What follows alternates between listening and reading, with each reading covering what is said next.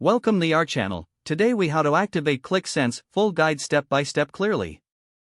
To activate Qlik Sense, start by downloading the installer from the official Qlik website. Once the download is complete, locate the installer in your Downloads folder. Double-click the installer to initiate the installation process. Follow the on-screen prompts to accept the license agreement. Select the installation type that best suits your needs, either knowledge or professional. For most users, the knowledge installation is recommended. Next, choose the installation location where you want Qlik Sense to be installed. Click Install to begin the actual installation process. Wait for the installation to complete.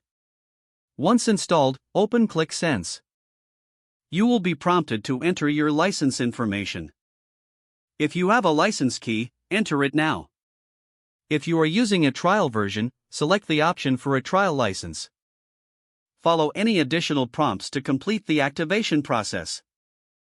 After activation, familiarize yourself with the user interface.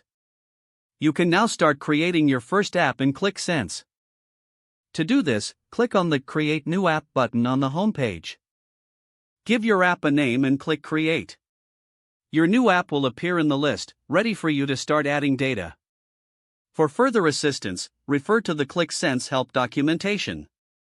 If the page does not load, refresh the browser or try again in a private or incognito window. Make sure you are using the correct email address, then retype it carefully to avoid small typos. If your password is not accepted, use the reset option and create a new strong password you can remember. Check your spam folder for verification or security emails, then complete any requested confirmation steps.